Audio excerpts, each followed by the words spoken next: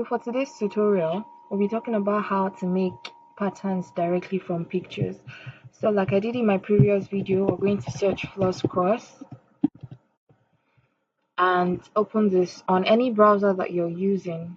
Um, this works on your laptop, your tablet, your phone. I'm just using my laptop for a bigger screen. So we'll click here. On Flosscross, you have three slots. This first one, I use this for my first tutorial, then this, and then the third one. So you can either create from new or from image, or to open your this one, this open, the one I'm hovering around. um it is a place on Flosscross where you can save all of your other patterns to have more space. So these are some of my other patterns that I have saved. um okay, so from image, you click from image, then it brings you here, you select the image. I'm just going to, okay, select my image, open it, then I have this. So around this part, this is where you have your chart width and your chart height. If you're making this for a particular project, you already have how wide you want it to be, how high you want it to be. Let's assume that you're making this on a tote bag. Your tote bag is 15 inches wide and 15 inches high. So right now, what we're going to have to do is to create a swatch so that we'll know the exact amount of stitches we need for the width and the exact number we need for the height. So moving on, I'm going to explain how to do that with 15 by 15 inches.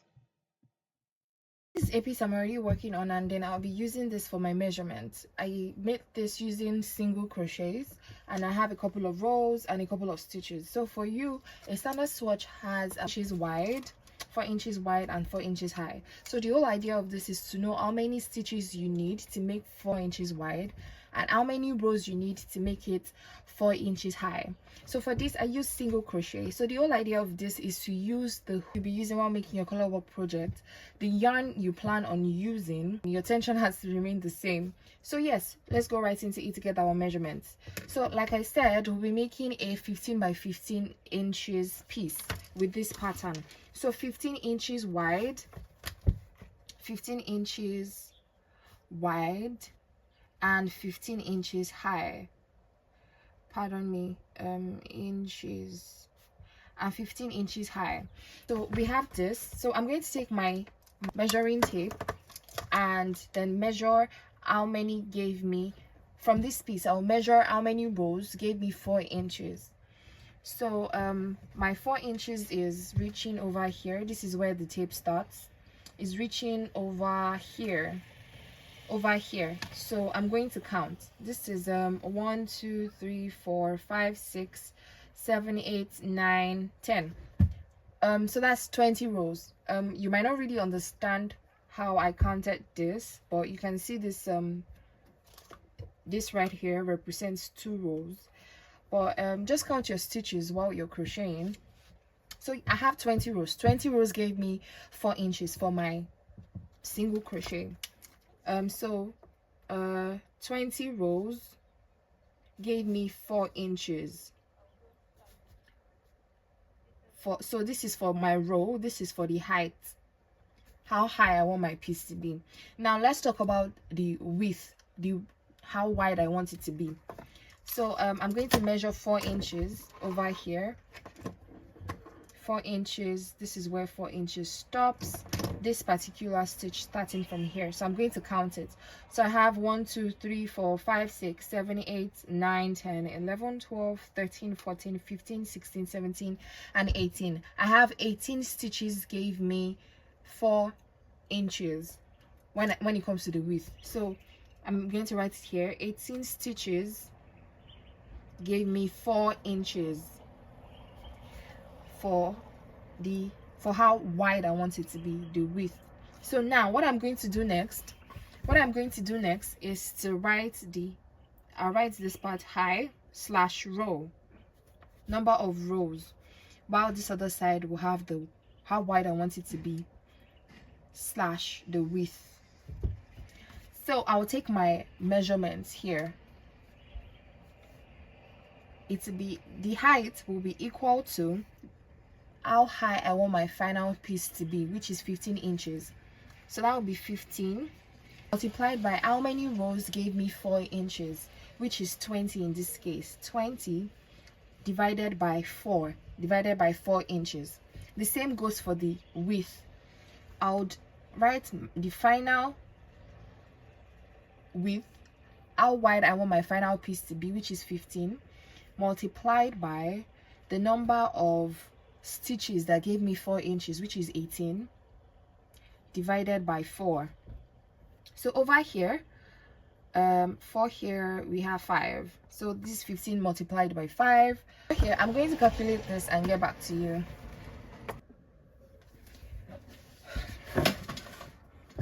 Okay, so I already used my calculator and this gave me 75 for the height. That means I would need 75 rows to make 15 inches. And over here I'll need 67.5 stitches to make 15 inches wide. But for this, since I have this 0.5, I can just round it up to 68. So it means I need 68 stitches to give me 15 inches wide. So now I'll take note of this number of rows and this number of stitches, and I'll put them into Flosscross. So with Flosscross, they would have automatically calculated the chart width and the chart height to give you the perfect image. So now that we know how to make our own measurements, our swatch to give us the size that we need for our piece, now that's what we're now going to impute into this. But the issue with this is once you impute either the width or the height, Flosscross will automatically calculate the other one that would best give you the perfect size. Now I don't think I explained that better, but let me just show you. So from our measurements, the height, the number of rows we need for the height is 75 rows, while the width is 68 stitches. 68 stitches.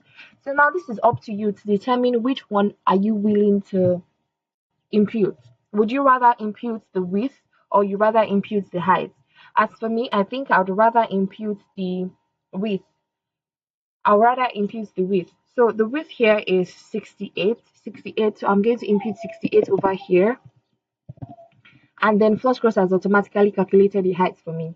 Now the height here is 82, but my height that I need is 75 rows. I would be able to adjust it as we move on. So let's continue. So I'm going to click on continue. It will take me here. Now this is to choose the number of colors that I need. Right now Flosscross is giving me 64, while my original picture had just 2 colors. So what I'm going to do is to adjust this over here. Adjust the number of colors. This is 10. 6 colors. I think I'm good with this. I can always adjust the colors later on, but this is not too much for me to handle. Now you can also adjust the brightness, although I would always recommend that you maybe leave this one, but if you like, I mean, it looks better this way, so you can just play around with this to see which one best fits your work, what you're trying to achieve. So you click on continue and then it takes you here to further adjust the colors. So see, I reduced it to 5, reduced it to 4. I think this is good. I'll be able to adjust this better. So I'll click on finish and then it brings me here where I can actually work on it. So now this is where the main work starts. Flosscross has a lot of tools which I'll be explaining little by little. So but first off, Flosscross is a site that is used for cross stitch. That's why let me zoom in. That's why each of these stitches have like a cross. But since we're using this for crochet or knitting, you can change it to flat, which does make it just plain lines. But as for me, I like working with the crosses, and then I'll switch between the crosses and the flats just to get an image of what my final piece will look like. Okay, so moving on, clicking on this, this just removes, let me zoom out. Clicking on this removes the grid lines, but we need the grid lines to make our work easier for us. Here you remove the center lines. I like the center lines there. Here you remove the rulers, the ones on the top and at the side, but I leave it I like it there, so I just leave it. So I don't touch anything over here, and then I just adjust my pattern. So paint has to do with painting your piece. So I'm going to click on this and then just paint, just to show you what it is like. Pardon me. So this is undo, while this is redo. So I'm going to just undo that. So I have my pattern here. Erase erases the piece completely. So pan helps you hold your pattern in place so that you can zoom in or zoom out. Because if you zoom in or zoom out while you are on paint or any of these other tools, it might affect your pattern, I mean. So these are, oh yeah, pan also helps you move your pattern around like this. So I'm going to zoom in a little bit more so that you see what I'm saying. Because I erased this, and this, you can see that there is absolutely no color there. It is not white. There is no color there. It just erases it completely. So that's what erase does. Now I'm going to take this back and then undo it because I don't want to remove the white that is there. So now I have my piece back to normal. I can use the pan, right, left click on your laptop or whatever it is that you're using. But now I want this pattern to have just two colors. I want it to have black and white. So I'm going to change this theme. I'm going to click on, I'll just tap on the color. I'll tap on the color, click on replace color, type out black or whatever color you want yours to be. I want it to be black. So I just made all of that black. Now I want this to also be black. But now since I already have black amongst the colors on my palette, I don't need to click on replace color anymore. I just need to click on change color for crosses. So this brings me to all the colors that I have on my palette. Now I'm just going to click on this and it changes it to black automatically. Now I'll click on this also. I also want to change this to black.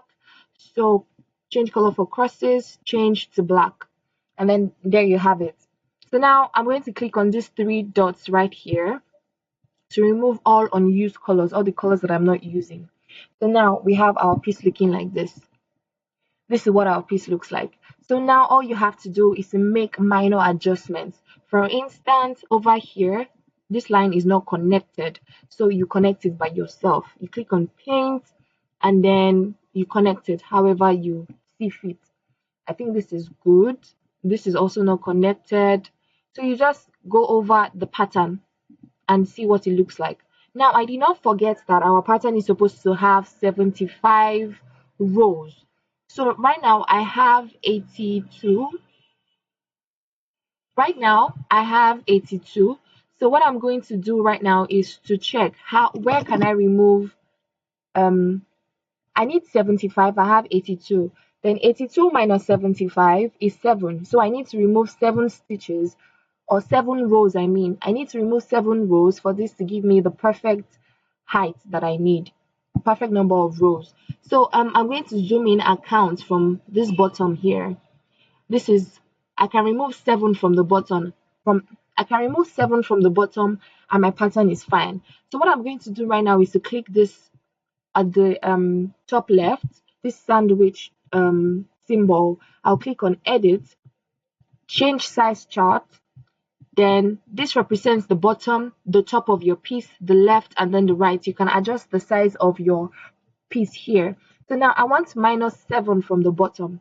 So I'm just going to write -7, or I can use these symbols right here to increase or decrease. So I want to remove 7 stitches from the bottom. I'll just do that and click on OK, and then it's adjusted. It is that simple. So now we have this to work with. So all I'm going to do right now is just to adjust this pattern, fill up spaces where I feel like I need to adjust, and then that's just it. So right here, I'm going to click on this, click on this. I like to close that part up. So what I do here is I look at the original picture and then I compare it to this one. Like, what will I like to change? Like that, like that, like that. So right now I think this is good. I'll also be adjusting this. closing this part up also. Now let me see what the pattern looks like. So basically it's just back and forth doing this to make sure that your pattern is exactly how you want it to be. I'm going to close this part up also. So I'll do all these minor adjustments. You can also do this if you like. So yeah, like I said, it's just back and forth doing this. This is another one. Okay, so there's one more thing that I want to show you. I would like to color this and make it look more, nice, since it's a lip and stuff. So I think I already filled out all the parts that need filling. Okay, there is this part that I have not filled. Click on paint, then I'm going to fill this to close up the line. Okay, so I'd like to make the lip part. I like to make this part red to give like a lipstick kind of look. So I'm going to click on fill. Now I do not have red over here, so I'm going to click on this plus sign and then search red. So now I'm going to choose the shade of red that I like, probably maybe this one. So I've clicked on fill. Now I'm going to click on here to just fill it up. So it's going to fill up everything that is in this particular space that does not have a what I call it, a border around it. You can see it did not enter here, it didn't come outside here because there's a black border that is, would I say, protecting now this side from the other side over here. So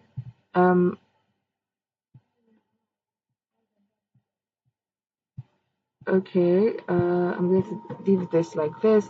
Let's make the tongue pink. So I'm going to search pink. Sorry for the noise in the background. Let's make it this pink. So feel here. Yeah, I think I like this. Then I think we should make this part black. This part, I don't like the fact that this part over here has white in it, so I'm going to make it black. So black here, and over here. Yes, I think that looks good. Now let's see what the pattern looks like. Yeah, I think I like this. Then for this inside, for this part, let's make it, okay, that didn't work. So I'm going to click on red because I think I saw some shades. Let's make it this. Let's see what it looks like. So over here, does this look good? Yeah, I think this looks very good. So our pattern is done. All I have to do right now is to export it. So I'm going to click on export to download it. I'll export to PDF. You can either export to PDF, SVG, to save on your Flosscross. I don't know what this one is, so I don't touch it. So I'm going to just save to PDF. Under this part, you can choose to edit all of this. You can change the name, the subtitle, the image caption, the description, and everything like that. I'm just going to leave them exactly how they are because it's really not affecting me in any way. I think I like it the way it is. So this is our pattern. So now you can see that because our pattern is big, it is broken into 2 pages. So to adjust this, we're going to come here, pattern symbol size. So it's 3 over here. I make it 1, but let's change it to 2 and see what that gives us. Okay, so this is it at 2. Now it's on just 1 page. I think this looks good enough. So I'm just going to save to PDF. Okay, before I save to PDF, you have what the pattern is supposed to look like here. You have the chart over here, and then you now have the colors that you used in the chart over here. So that's everything that is in your pattern. So right now I'm going to save to PDF, and it is now saved on my laptop. It's now saved on my laptop, and this is what it looks like. You can do this on your phone or whatever you use. If you found this helpful, kindly subscribe. It helps me, and then it also helps the series going. Bye.